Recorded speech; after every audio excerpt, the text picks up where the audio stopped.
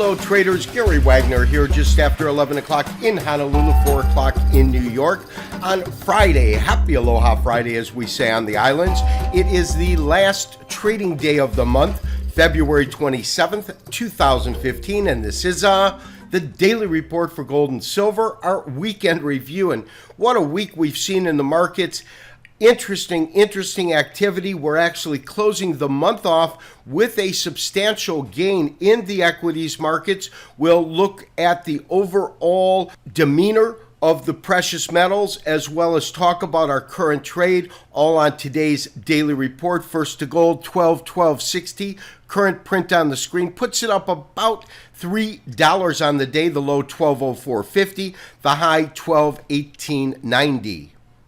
Silver currently trading, call it higher to unchanged. It's up about a penny on the day, 16.58. Not very much of a range though. Low 16.38, high 16.63. We'll touch on silver in a little bit.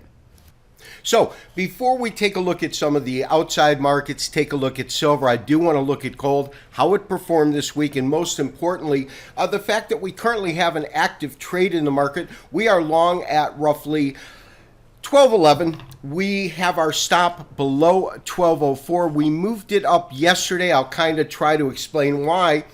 But to set up this trade, there's absolutely no doubt. Ever since this market hit this intraday high, call it 13.07, we've seen the market really do nothing but head lower and actually head from 13.07 on the high side to these lows right in here, which were roughly at 11.90. So we saw this move decline over $100. Now, the key is to try to predict some sort of pivot point. We got it wrong a couple of times as it went through these various levels of support. The 61% here, which of course would be 61 and then 50 on the shorter of the two Fibonacci retracements, but we kind of put a line in the sand. And the reason being is this is a 61% retracement from the entire move in November.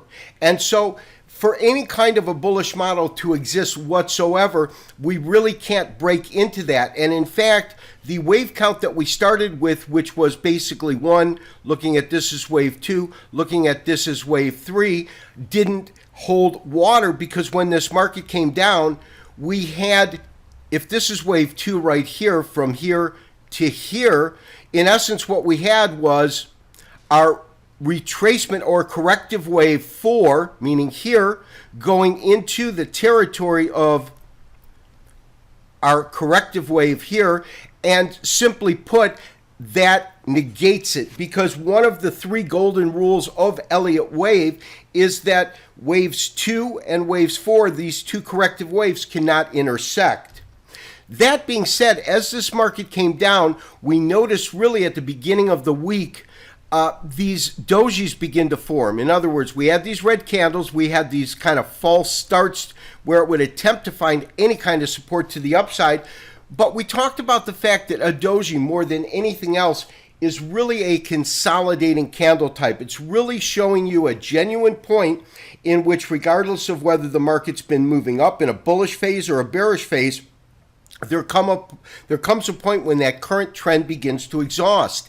And one of the most eloquent ways to see that in terms of a candlestick type is really these dojis. And the larger the range, in other words, the larger the distance between the high and the low, the more important that doji becomes, because the fact that neither the bulls nor the bears were able to dominate the market in any way tells you that you've got a real consolidation or a kind of a changing of the guard, so to speak. So we noticed that this was coming in, and we talked about at the beginning of the week how this was really setting itself up for what we call a 3-river morning star. Now, on a 3-river morning star, you simply have a red candle, you get a star gap below that candle, and when you're looking, of course, at a cash market, it's going to be at, because it's a continuous contract, and then you get a green candle kind of completing it. In this case, we got double dojis in the center, and that to me was very significant because it was really showing us a real exhaustion. We did not enter the market here because we really wanted a confirming candle. And when I sent out the actual trade recommendation, this candle right here was actually filled all the way to the top because it was near the highs of the day. It backed off yesterday when it opened in New York, and the dollar just kind of steamrolled back to the upside. That's what brought this back down, and that was our confirming candle. So we entered roughly at 12.11, right in this area. And then we had our stops initially below these lows at 11.90. But when I didn't see the follow through yesterday, I sent out a special trade alert with our daily video suggesting that you move it under 12.04. My recommendation, obviously, maintain our current long position in gold and to maintain our current stop below 12.04. And as I said yesterday, you can put it anywhere between 11.98 and 12.03, 12.02, somewhere in that area in terms of where you want to put your protective stop. So that's pretty much the take on our current trade. So in terms of the other markets that we do follow, because they do have a direct influence on the price of gold, first we're looking at crude oil. Weekly chart, each candle represents a week in trading. The last 2 weeks, we have definitely seen oil begin to retrace and is back below $50 per barrel, back under pressure. The dollar absolutely steamrolling away. In fact, we would have had much higher gold prices had you not seen the dollar move up this week. Look at that move from just at around 94 on the index to move up over 100 points, 95.29, and it is now again flirting with this top at 96, but a tremendous move back in the dollar after seeing almost a month of the dollar actually hitting this high at 96 and beginning to back off. And lastly, the equities markets.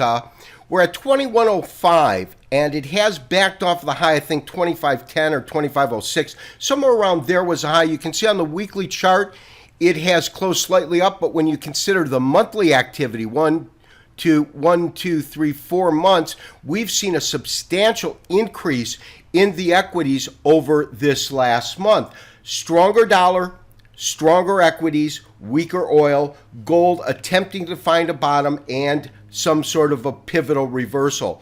That's what I'm looking at currently. And lastly, we'll take a quick look at silver. Now, I didn't make the same recommendation in silver as I made in gold. I just didn't feel that we had that same kind of strength. However, we might change our mind next week and actually enter to the long side on silver, because what we are seeing is as gold had that key pivotal reversal, hit that bottom, that kind of corresponded in silver at around 1610 is where we have been pegging support for quite some time. Market comes back up.